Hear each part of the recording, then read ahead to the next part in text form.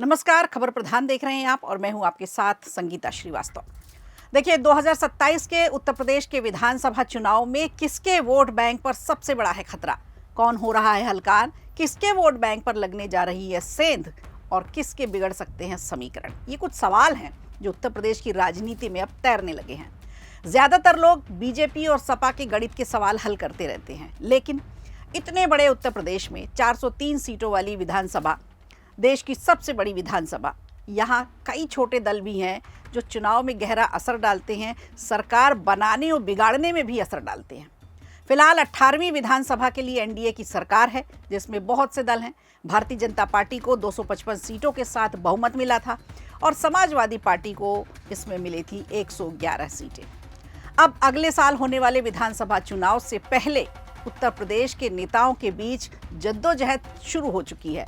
202 सीटों के बहुमत के लिए सभी दल कोशिश में लगे हैं और इसीलिए जुबानी जंग भी अब तेज हो चली है, जिसे कभी कह दिया जाता है कि जुबान फिसल गई। लेकिन अब सोच समझकर कोई बोले, लिखित में बोले तो उसे जुबान फिसलना नहीं बोलते। खबर ये है कि सपा के मुखिया अखिलेश यादव पर अचानक आग बबूला हो गए हैं राजभर, यानी ओम प्रकाश राजभर।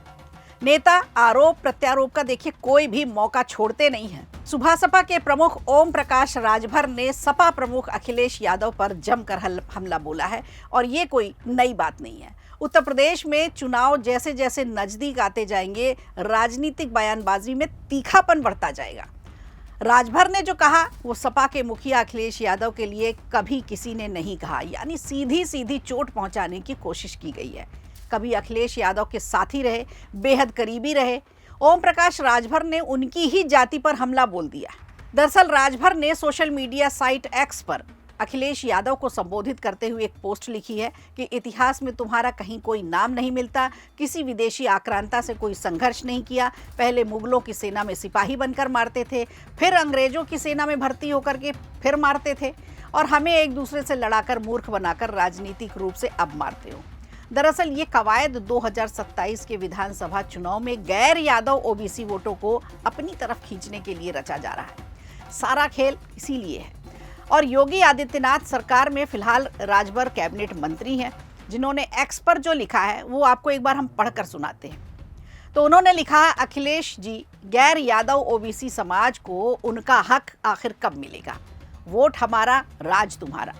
तुम हमसे दंगे करवाओ, हमें लोगों से लड़वाओ और ओबीसी समाज का नारा दो। इतिहास में तुम्हारा कहीं कोई नाम नहीं मिलता, किसी विदेशी से संघर्ष नहीं किया, पहले मुगलों की सेना में सिपाही बनकर हमें मारते थे, अंग्रेजों की सेना में उनका सिपाही बनकर हमें मारते थे, अब हमें एक दूसरे से लड़ाकर मूर्ख बनाकर राजनीतिक रूप से मारते हो। हमारा इतिहास महाराजा सुहेलदेव राजभर, रानी अवंतीबाई लोधी का इतिहास रहा है। हम अपना राजनीतिक अधिकार लेते रहेंगे। गरीब गुरबा की पीठ पर यादवों की लाठी के निशान हैं। राजभर ने देखिए ये बड़ी तंज भरी पोस्ट डाली है और उन्होंने सीधे सीधे चेतावनी भी दी है। उन्होंने लिखा कि अब अखिलेश की सत्ता के लिए वो दरी नहीं बिछाएंगे। बाद में उन्होंने ये भी लिखा, जय महाराजा सुहेलदेव राजभर, जय सुभासपा, जय ओबीसी।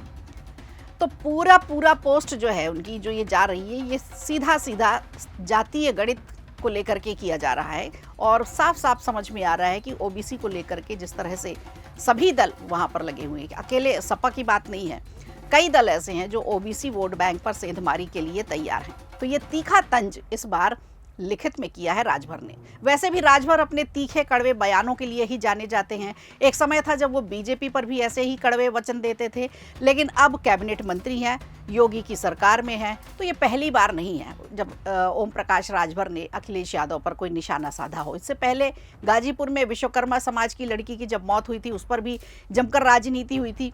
22 अप्रैल को ग्रामीणों और सपा के जो नेता थे उनके बीच पथराव हुआ था, तो सपा नेता प्रतिमंडल के रूप में लड़की के परिजनों से जब मिलने गए थे, यहाँ पर भी राजनीति हुई थी, लेकिन पुलिस ने उन्हें गांव के बाहर ही रोक दिया था। इससे दोनों ही दलों के बीच झड़प हुई। अब पुलिस का कहना है कि सपा नेताओं ने पुलिस पर पथराव किया। इस घटना के बाद ओम प्रकाश राजभर ने अखिलेश यादव पर हमला बोला। उन्होंने कहा कि अखिलेश से मैं पूछना चाहता हूं, जब बाराबंकी में यादव समाज के लोग राजभर की मूड़ी यानी सिर काटते हैं, तब वहां क्यों नहीं जाते? देवरिया में दिन में गोली मार दी जाती है, तब वहां क्यों नहीं जाते? कौशाम्बी में 4 लोग पाल की बेटी से रेप करते हैं, तब वहाँ नहीं जाते, लेकिन उनको गाजीपुर दिख रहा है। वो जाति संघर्ष कराने के मूड में है। सीधा सीधा सपा प्रमुख अखिलेश यादव पर ओम प्रकाश राजभर का ये तंज है।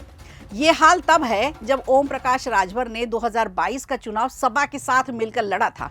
उन्होंने चुनाव में 6 सीटें भी जीती थी, लेकिन बाद में उन्होंने बीजेपी के साथ जाना बेहतर समझा और इसके बाद 2024 के जब लोकसभा के चुनाव हुए तो सपा का पीडीए यानी पिछड़ा दलित अल्पसंख्यक फॉर्मूला हिट हो गया। सपा ने यूपी में 80 में से 37 सीटें जीती, अपनी झोली में 37 सीटें लेकर आए। वहीं उनकी सहयोगी जो थी कांग्रेस, उसने भी 6 सीटें जीती। इससे बीजेपी को करारी हार का सामना करना पड़ा था और जो 400 पार का नारा था वो कहीं पूरा भी नहीं हो पाया। उसमें सबसे बड़ा ये भी फैक्टर था।